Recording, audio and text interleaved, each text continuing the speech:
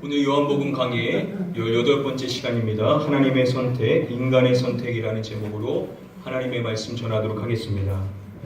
먼저 짧은 영상을 준비해 봤는데요. 우리 먼저 영상을 보시고 말씀 함께 하도록 하겠습니다.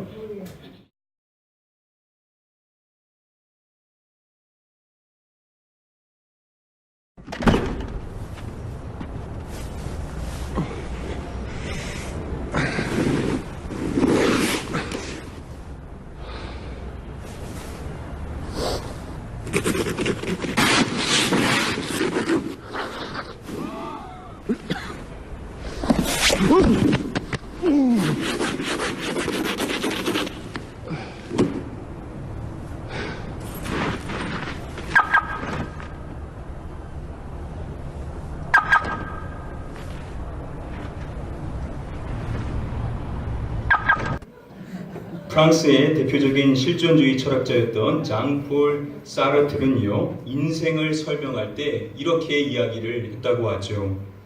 인생은 무엇이냐면 인생은 B와 D 사이의 C다라고 이야기를 했습니다. 여러분, 인생은 B, 출생과 D, 죽음 사이에 무엇이라고 이야기하죠? 초이스, 선택이라고 이야기합니다. 인생은 선택의 연속이다라고 이야기하죠.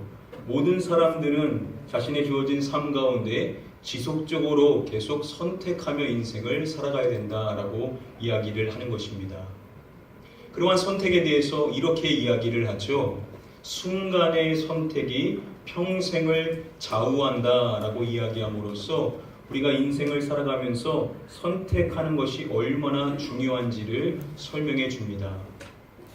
오늘 우리가 함께 요한복음 말씀을 함께 살펴보고자 하는 요한복음 3장 17절부터 21절까지 말씀을 살펴볼 때 오늘 이 단어 선택이라는 단어를 염두에 두고 함께 말씀을 하나씩 좀 살펴보기를 원합니다. 우리 다음에 본문 말씀 함께 한 목소리로 읽어보겠습니다. 하나님이 그 아들을 세상에 보내신 것은 세상을 심판하려 하심이 아니요 그로 말미암아 세상의 구원을 받게 하려 하심이라. 먼저 서두에 보시면은 하나님이 그 아들을 세상에 보내신 것은 이라고 이야기하죠. 하나님께서 자신의 독생자이신 예수 그리스도를 세상에 보내신 그 목적이 무엇인지를 밝혀주고자 하는 것입니다. 그 목적이 무엇인지 마지막 부분에 보시면은 명확히 알 수 있는데요. 세상이 구원을 받게 하려 하심이라 라고 이야기합니다. 하나님께서 자신의 하나밖에 없는 독생자 예수 그리스도를 이 세상에 보내주신 목적은 무엇이냐면 바로 세상이 구원받게 하고자 하는 그러한 목적임을 설명해 주는 것입니다. 이것을 사도 바울은 또 이런 식으로 이야기를 해줍니다. 하나님은 모든 사람이 구원을 받으며 진리를 아는 데 이르기를 원하시느니라. 하나님께서는 일부 사람만이 구원을 받기를 원하시는 것이 아니라 모든 사람들이 다 구원을 받기를 원하신다라고 설명을 해준 것입니다. 그렇게 모든 사람이 구원을 받을 수 있도록 하시고자 행하신 일이 무엇이냐면 바로 자신의 아들을 이 세상에 보내신 것이라고 성경은 설명해 주고 있는 것입니다. 그렇다면 여기서 우리가 한번 질문해 봐야 되는 것이 왜 하나님께서 세상을 구원하시기 위하여 굳이 자신의 아들을 이 세상에 보내셔야만 했느냐는 점입니다. 그 이유를 요한 1서의 다음의 말씀을 통해서 좀 찾아볼 수가 있는데요. 요한 1서 4장 10절 말씀에 보시면은 하나님이 그 아들을 보내셨음이라 라고 이야기합니다. 자, 오늘 본문 말씀과 마찬가지로 하나님께서 그 아들을 세상에 보내셨음을 나타내 주는 것인데요. 그런데 그 아들을 보내셨다라고 이야기하기 전에 그 아들을 무엇으로 보내셨다라고 이야기를 합니다. 자, 하나님께서는 자신의 아들을 이 세상에 무엇으로 보내신 것일까요? 성경은 밝혀주기를 하나님이 화목제물로 그 아들을 보내셨음이라 라고 설명을 해줍니다. 여기서 이 화목제물이라고 번역이 된 이 헬라어 원어의 주된 뜻은 무엇이냐면 바로 속죄라는 그러한 뜻입니다. 하나님께서는 속죄를 위하여서 자신의 아들을 이 세상에 보내셨다라고 성경은 이야기를 해주고 있는 것입니다. 여러분, 속죄가 무엇인지 아십니까? 국립국어원 사전에서 속죄라고 쳐보시면은 속죄의 정의를 이렇게 설명해 줍니다. 이 용어가 기독교 용어임을 설명해 주면서 예수가 십자가에 못 박힘으로써 인류의 죄를 대신 씻어 구원한 일이라고 설명을 해줍니다. 속죄는 무엇이냐면 예수 그리스도께서 십자가에 달리심으로써 인류의 죄를 구원하신 일, 그것을 바로 속죄라고 이야기하는 것입니다. 즉 단순하면 속죄는 무엇이냐? 바로 십자가의 사건을 이야기한다라고 말할 수가 있는 것입니다. 하나님께서 자신의 아들을 세상에 보내셨는데 그 아들을 무엇으로 보냈냐? 화목제물로, 즉 속죄를 위하여서 자신의 아들을 이 세상에 보내셨다라는 것은 결국 어떠한 의미겠습니까? 하나님은 자신의 아들을 이 세상에 보내셨는데 그 이유는 무엇이냐? 바로 자신의 아들을 십자가의 사건에 내밀기 위하여서, 즉 자신의 아들을 십자가에 매달게 하시고자 하시는 그러한 목적으로서 자신의 하나밖에 없는 아들을 이 세상에 보내셨다라고 성경은 이야기하고 있는 것입니다. 여러분, 이렇게 십자가에 달린다라는 이 표현을요, 또한 신약 성경에 보시면은요, 이렇게도 이야기를 합니다. 나무에 달아라고 이야기를 하죠. 십자가에 달리신 예수 그리스도를 설명할 때 나무에 달리셨다라고도 달리 설명하는 것입니다. 베드로전서의 말씀에도 보시면은 친히 나무에 달려라고 이야기를 하고 있죠. 예수 그리스도께서는 나무에 달려 돌아가셨다라고 또 성경은 이야기를 하고 있는 것입니다. 이렇게 나무에 달린다라는 그것이 어떠한 의미를 가지고 있는지 갈라디아서의 말씀은 이렇게 우리에게 설명을 해줍니다. 우리 같이 한번 다음에 갈라디아서의 말씀 함께 읽어보겠습니다. 그리스도께서 우리를 위하여 저주를 받은 바 되사 율법의 저주에서 우리를 속량하셨으니 기록된 바 나무에 달린 자마다 저주 아래에 있는 자라 하였습니다. 그리스도께서 우리를 위하여 저주를 받은 바 되사, 예수 그리스도께서 저주를 받으셨다라고 성경은 이야기를 하고 있는 것입니다. 그 이유가 무엇인지 마지막에 보시면은 나무에 달린 자마다 저주 아래에 있는 자라라고 설명을 해줍니다. 예수 그리스도께서 십자가에 달리신 것을 다르게 표현할 때 나무에 달리셨다라고 이야기하는데, 그렇게 나무에 달린 것은 어떠한 의미를 가지고 있느냐? 저주 아래에 있는 것, 즉 저주를 받은 것에 해당이 된다라고 성경은 설명을 해주고 있는 것입니다. 그런데 지금 이 말씀에서 나무에 달린다라고 이야기하는 이러한 말씀, 그래서 현대인 성경으로 보시면은 그리스도께서는 우리를 위하여 십자가에 달려 저주를 받으심으로라고 설명을 해줍니다. 예수 그리스도께서 십자가에 달리셨다라는 것은 어떠한 의미냐면 바로 저주를 받은 것에 해당이 된다라고 설명을 해주는 것입니다. 그렇게 나무에 달린 자마다 저주 아래에 있다라고 이야기하는 이 말씀 앞에와 뒤를 보시면은 기록된 바 하였음이라라고 성경은 이야기를 하죠. 이것은 이 말씀이 성경의 다른 구절을 인용한 것임을 나타내 주는 것입니다. 바로 이 말씀은 신명기 21장 23절의 말씀을 인용하고 있는 것입니다. 그 말씀 확인해 보시면은 이렇게 말합니다. 나무에 달린 자는 저주를 받았음이니라. 자, 나무에 달렸다는 것은 저주를 받은 것인데 중요한 것은 그것을 누구께 받은 것이다 라고 성경은 이야기하냐면 바로 하나님께 저주를 받았음이니라 라고 성경은 설명을 해줍니다. 예수 그리스도께서 나무에 달리셨다, 십자가에 달리셨다라는 것은 저주를 받은 것을 이야기하는데 그것이 누구의 저주를 받은 것이다 라고 성경은 이야기하는 것이냐면 바로 자신의 아버지인 하나님의 저주를 받은 것이다 라고 성경은 설명을 해주고 있는 것입니다. 자, 그렇게 하나님의 저주를 받으신 예수 그리스도, 왜 그분이 누구를 위하여 그렇게 저주를 받으셨다라고 이야기를 하냐면, 그리스도께서는 누구를 위하여라고 이야기합니까?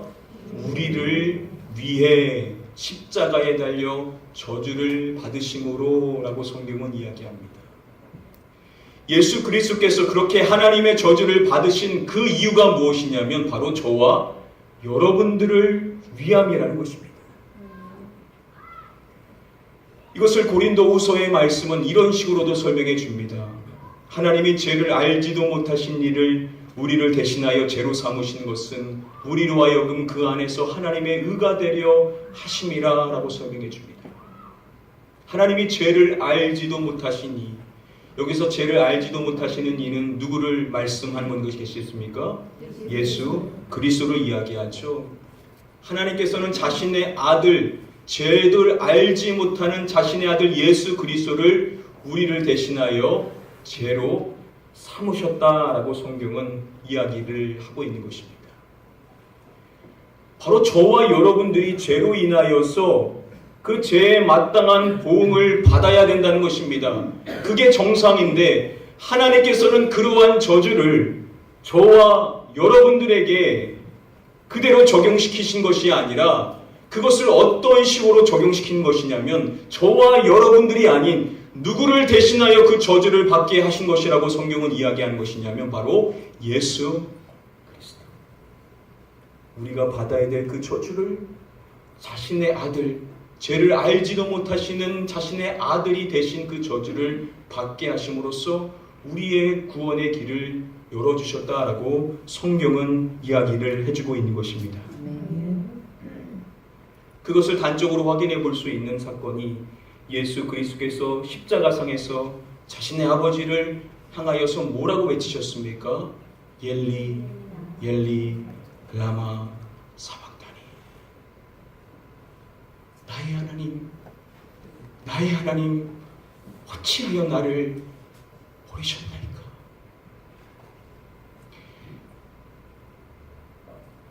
여러분, 십자가상에서 하나님께 저주를 받고 버림받은 유일한 존재는 누구시냐? 하나님의 아들 되신 예수 그리스도 한 분밖에 없다라고 성경은 이야기합니다. 하나님은 자신의 아들을 버리시면서 그 아들을 저주의 자리에 내비놓으셔서 누구를 선택하신 것이냐면 바로 저와 여러분들을 선택해 주셨다라고 성경은 이야기를 해주고 있는 것입니다. 사랑하는 성도님들, 이 중요한 사실을 기억하십시오. 저와 여러분들이 얼마나 소중한 존재냐. 하나님께서 자신의 독생자를 버리시면서까지 선택하신 존재가 누구냐? 바로 저와 여러분들이라는 이 중요한 사실을 꼭 깨달으시고 우리에게 이 놀라운 사랑을 베풀어 주신 그 하나님 앞에 늘 감사하실 수 있는 그러한 저와 여러분들이 되시기를요, 주님의 이름으로 간절히 축복하며 축원드립니다.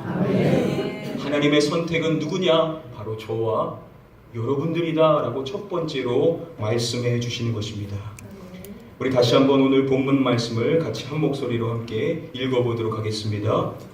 하나님이 그 아들을 세상에 보내신 것은 세상을 심판하려 하심이 아니요 그로 말미암아 세상이 구원을 받게 하려 하심이라. 하나님이 그 아들을 세상에 보내신 것은 그로 말미암아 세상의 구원을 받게 하려 하심이라. 하나님께서는 자신의 아들을 십자가에 내놓으심으로써 세상의 모든 사람들이 구원을 받을 수 있도록 그 길을 열어주셨다라고 성경은 이야기를 하고 있는 것입니다. 그런데 중요한 사실은 이 말씀의 중간에 보시면은 이렇게 이야기를 한다라는 것입니다. 세상을 심판하려 하심이 아니요. 갑자기 중간에 심판에 대한 이야기를 언급하고 있는 것입니다. 자, 하나님께서 이 세상에 독생자를 보내신 목적은 세상을 구원하기 위함이다 라고 이렇게만 이야기해도 될 텐데 왜 굳이 하나님의 그 목적은 세상을 심판하려 하는 것이 아니다 라는 그러한 이야기를 먼저 언급하고 있느냐는 것입니다. 우리가 오해하지 말아야 될 점이 있음을 성경은 우리에게 제시해주고 있는 것입니다. 미국의 대표적인 복음주의 목회자인 맥스 루케이도의 책 가운데 목사님 사는 게 힘들어요 라는 제목의 책이 있습니다. 이 책은 크리스찬으로서 이 세상을 살아가면서 고민이 되고 또 풀리지 않는 그러한 숙제에 대해서 답을 해주고 있는 그러한 내용의 책입니다. 자, 그러한 내용에 보시면은 크리스찬이 가지고 있는 고민에 대해서 이러한 내용을 제시해 줍니다. 어떻게 사랑의 하나님이 사람을 지옥에 보낼 수 있습니까? 라고 질문합니다. 자, 하나님은 사랑의 하나님으로서 모든 사람들이 구원을 받기를 원하신다 말씀하셨는데 어떻게 그러한 하나님이 사람을 지옥에 보내실 수 있느냐라고 질문을 하는 것입니다. 이러한 질문에 답을 할 때 맥스 케이도는 자신의 책에서 이러한 이야기를 합니다. 지옥은 하나님께서 인간의 존엄성을 지극히 존중하신다는 궁극적인 표현입니다 라고 이야기합니다. 여러분, 이 말이 이해가 되십니까? 지옥은 하나님께서 사람을 존중한다라는 그러한 표현에 해당이 된다라는 설명을 하는 것입니다. 어떻게 지옥이 인간을 향한 존중의 표현일 수가 있냐라는 것입니다. 또한 그는 이렇게 이야기를 합니다. 하나님께서는 죄인들의 선택을 존중하실 뿐입니다. 지옥에 있는 자들은 모두 스스로 지옥을 선택한 것입니다. 라고 그렇게 설명을 해줍니다. 하나님께서 죄인이 지옥에 가도록 억지로 집어넣는 그러한 개념이 아니라 인간은 자신의 선택에 의하여서 지옥에 다다르게 되는 것이다 라고 그렇게 설명을 해주는 것입니다. 자, 오늘 말씀으로 다시 돌아가 보시면 세상을 심판하려 하심이 아니요, 바꿔서 말한다고 한다면 하나님께서 세상 사람들을 지옥에 떨어뜨리고자 자신의 아들을 보내신 것이 아니다 라고 그런 식으로 바꿔서 설명해 볼 수가 있을 것입니다. 우리가 오해하지 말아야 된다는 것입니다. 하나님의 목적은 세상 사람들이 지옥에 가도록 만드는 것, 그것이 결코 아니다 라고 이야기를 한 다음에 이어지는 18절 말씀에서 이렇게 설명합니다. 그를 믿는 자는 심판을 받지 아니하는 것이요 믿지 아니하는 자는 하나님의 독생자의 이름을 믿지 아니함으로 벌써 심판을 받은 것이니라 라고 이야기합니다. 그를 믿는 자는 심판을 받지 아니하는 것이요. 자, 심판을 받지 않는다라는 표현은 어떠한 표현입니까? 이미 심판이 있음을 전제하는 것이죠. 심판이 있는데 그 심판을 받지 않게 되었음을 이야기하는 것이고, 또한 믿지 아니하는 자는 벌써 심판을 받은 것이니라 라고 이야기함으로써 믿지 않는 자는 이미 심판 아래에 놓여 있는, 그대로 심판이 적용되게 됨을 성경은 설명을 해줍니다.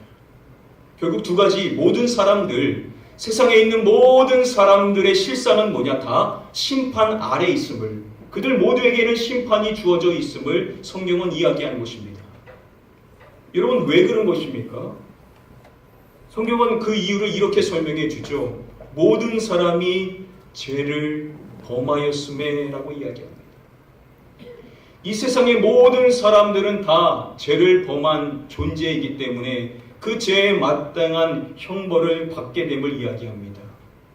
바꿔서 말하면 모든 사람들은 다 심판 아래 놓여 있는 존재로서 세상 모든 사람들에게는 심판이 예정되어 있음을 성경은 이야기를 해주고 있는 것입니다.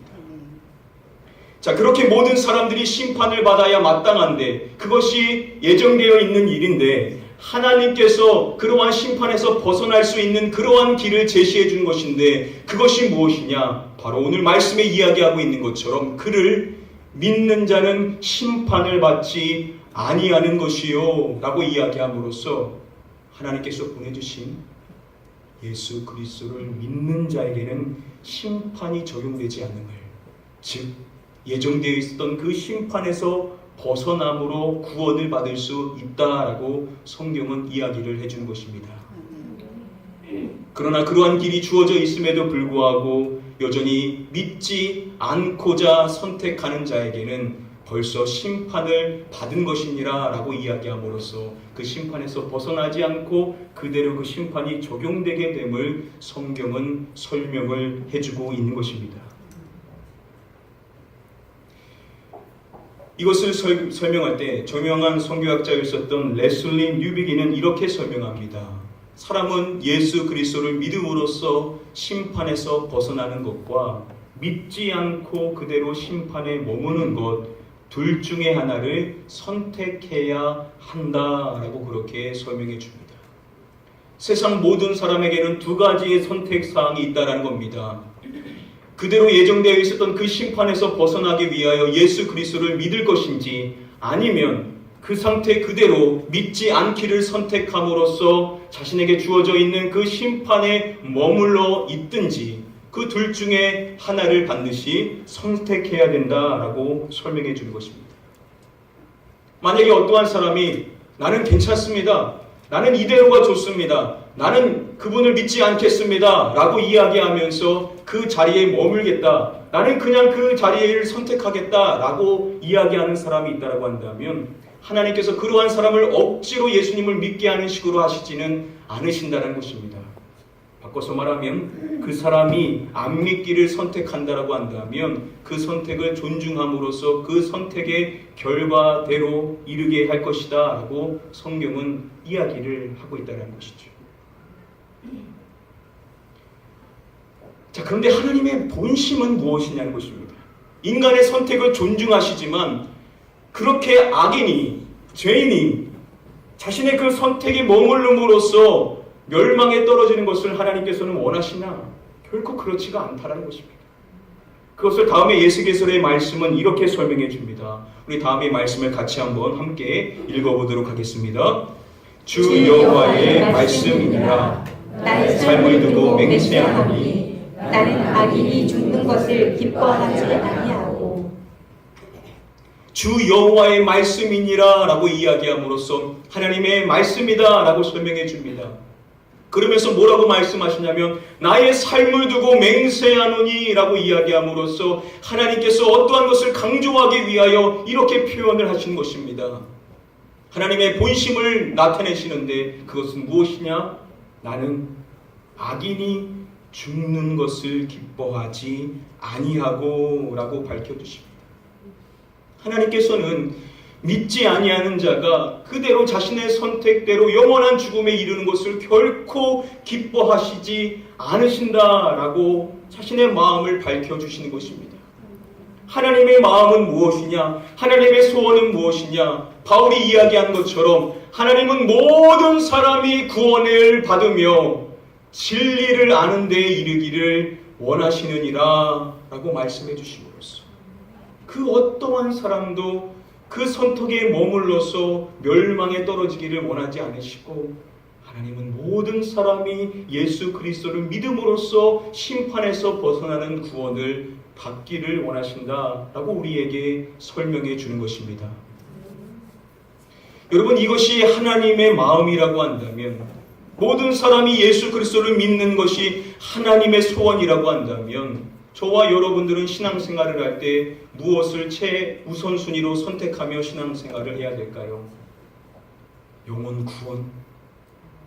한 영혼이라도 더 구원하여서 하나님께서 기뻐하지 않는 일, 그들이 지옥의 멸망에 떨어지지 않도록 저와 여러분들은 하나님의 소원대로 많은 영혼들에게 복음을 증거하여서 그 영혼들을 구원시키는 일에 힘쓰는 자가 되어야만 될 줄 믿습니다. 하나님이 가장 기뻐하시는 일은 무엇이냐? 바로 영혼을 구원하는 일. 우리의 신앙생활의 첫 번째 선택사항은 무엇이어야 되냐? 바로 아직도 예수 그리스도를 믿지 않는 그들에게 복음을 증거함으로써 그들이 그 선택을 번복하여서 예수 그리스도를 믿을 수 있도록 저와 여러분들 힘써서 전도하실 수 있는 그러한 저와 여러분들 되게 되시기를 주님의 이름으로 간절히 축복하며 축원드립니다. 인간의 선택은 죄악에 머무는 것이지만 우리는 그들을 전도하는 일을 선택해야 된다라고 두 번째로 말씀해 주십니다. 우리 다음에 본문 말씀을 같이 한 목소리로 읽어보도록 하겠습니다. 그 정죄는 이것이니 곧 빛이 세상에 왔을 때 사람들이 자기의 행위가 악함으로 빛보다 어둠을 더 사랑하는 것이니라. 그 정죄는 이것이니 라고 설명함으로써 예수 그리스도를 믿지 않는 자들이 정죄를 받는 그 이유가 무엇인지를 설명해 주고자 합니다. 곧 빛이 세상에 왔을 때 참빛 대신 예수 그리스도께서 세상에 왔으셨습니다. 자, 그렇다고 한다면 세상의 모든 사람들이 그 빛 앞에 나와 와야 되는데 문제는 무엇이냐? 사람들이 자기 행위가 악함으로 빛보다 어둠을 더 사랑한 것이니라 라고 설명해 줍니다. 사람들은 자신의 어둠을 감출 수 있는 영적인 어둠의 실체를 더 사랑하며 선호하는 그러한 마음이 있다는 것입니다. 그리고 이어지는 말씀 보시면은 악을 행하는 자마다 빛을 미워하여 빛으로 오지 아니하나니 이는 그 행위가 드러날까 함이요 라고 설명해 줍니다. 세상에서 자신의 죄악을 선택하며 살아가는 사람들은 빛을 미워하고 빛으로 오지를 않으려고 한다는 것입니다. 왜 빛 대신 예수 그리스도 앞에 오기를 거부하냐? 그 이유를 밝혀주기를 이는 그 행위가 드러날까 함이요 라고 설명해 줍니다. 세상 사람들이 예수 그리스도를 거부하고 예수 그리스도 앞에 오기를 꺼리는 그 주된 이유는 무엇이냐면 자신의 그 악한 행위가 드러나게 될 것을 두려워하는 그 마음 때문이다라고 성경은 이야기를 한 것입니다. 빛 대신 예수 그리스도 앞에 오게 되면 자신의 모든 어둠의 실체들이 숨김없이 낱낱이 드러나게 되는 것을 그들은 원치 않기 때문에 예수 그리스도를 믿지 않으려고 하는 것이다 라고 설명해 준 것입니다. 죄가 노출되는 것을 꺼려 한다라는 것이죠. 여러분, 우리 주변에 믿지 않는 그러한 영혼들이 있는데 그들이 믿지 않는 영혼 이유가 여러 가지인 것 같지만 본질은 하나라는 것입니다. 그 이유는 무엇이냐면 자신의 그 죄가 드러나기를 원치 않는 그러한 마음 때문이라고 성경은 밝혀주는 것입니다.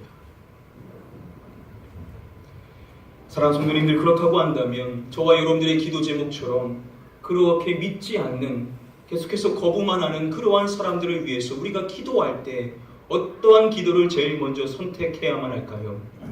우리의 기도의 사항이 무엇이어야 되는지 우리는 다음의 말씀을 통해서 확인해 볼 수 있습니다.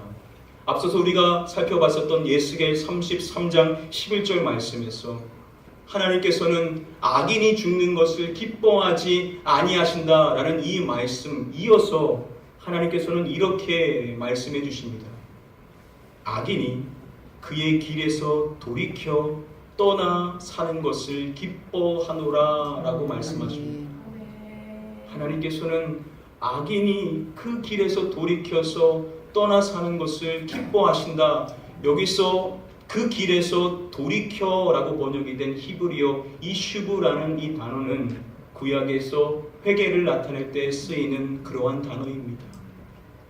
여러분, 악인에게 필요한 것이 무엇이냐면 죄를 감추고자 하는 그 마음에서 벗어나 그 죄를 하나님 앞에 자복하고자 하는 그런 회개의 마음이 필요하다라고 우리에게 말씀해 주시는 것입니다. 그것을 다음의 신약의 말씀을 통해서도 우리는 확인해 볼 수가 있습니다. 우리 다음의 말씀을 같이 한 목소리로 읽어보도록 하겠습니다. 주께서는 너희를 대하여 오래 참으사 아무도 멸망하지 아니하고 다윗의 아들에 이르기를 원하시니라. 주께서는 아무도 멸망하지 아니하고 무엇에 이르기를 원하시느니라 라고 말씀하십니까? 다 회개하기에 이르기를 원하시느니라 라고 성경은 우리에게 말씀해 줍니다. 그들이 멸망하지 않기 위하여, 그들이 심판에 떨어지지 않기 위하여 그들에게 필요한 것은 무엇이냐? 자신의 죄를 숨기지 않고 그대로 나타내려고 하는 그런 회개의 마음이 필요하다라고 우리에게 말씀해 주신 것입니다. 사랑하는 성도님들, 저와 여러분들이 믿지 않는 예수 그리스도를 거부하는 그 영혼들을 위해서 기도할 때 가장 중요한 기도, 가장 첫 번째로 선택해야 할 기도는 무엇이냐? 하나님, 그 영혼이 자신이 죄인인 것을 자각하고 그 죄를 숨기지 말고 그 죄를 하나님 앞에 자복할 수 있는 그러한 마음을 주십시오 라고 우리는 기도해야만 될 줄 믿습니다. 그런 회개의 마음이 그들에게 찾아올 때 그들의 마음이 변화되어졌습니다. 하나님을 자신의 유일한 모든 삶으로 고백하고 우리가 믿는 예수 그리스도를 그들도 영접하게 될 줄 믿습니다. 사랑하는 성도님들, 여러분들 주변에 아직도 믿지 않는 영혼들을 위해서 기도할 때 그들이 회개하는 마음을 가질 수 있게 해달라고 꼭 기도하셔서 하나님의 그 놀라운 역사가 여러분들의 주변에 있는 불신자 영혼 가운데 임할 수 있기를요 주님의 이름으로 간절히 축복하며 축원드립니다. 우리가 마지막으로 선택해야 될 기도, 그들을 위해서 기도해야 될 것은 바로 회개하는 마음을 주십시오 라는 그러한 기도를 선택해야 된다라고 말씀해 주십니다. 자, 이제 마지막 결론으로서 우리 본문 마지막 절인 21절의 말씀 읽어봄으로써 우리 본문 말씀을 맺도록 하겠습니다. 진리를 따르는 자는 빛으로 오나니 이는 그 행위가 하나님 안에서 행한 것임을 나타내려 함이라 하시니라. 자, 앞서서는 계속해서 믿지 않는 영혼들에 대한 이야기를 했다라고 한다면 이제 오늘 본문 말씀 마지막에는 진리를 따르는 자, 바로 저와 여러분들에 대한 이야기를 해줍니다. 진리를 따르는 자는 빛으로 오나니라고 이야기합니다.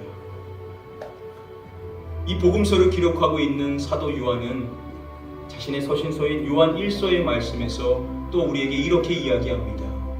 만일 우리가 죄가 없다고 말하면 스스로 속이고 또 진리가 우리 속에 있지 아니할 것이요 라고 이야기합니다.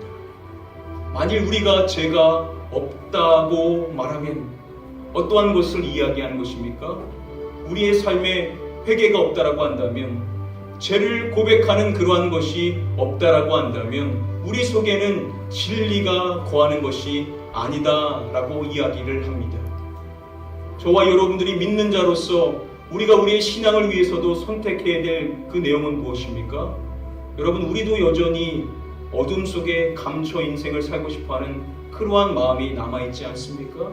빛 대신 예수 그리스도 앞에 우리의 마음을 다 드러내기보다는 우리도 어느 정도는 숨어서 신앙생활을 하고 싶어하는 그러한 마음이 있는데, 그 감춰져 있는 그 죄를 빛 대신 예수 그리스도 앞에 다 나와서 우리가 해야 될 일이 무엇이냐? 이어지는 말씀에 사도 요한은 이렇게 말합니다.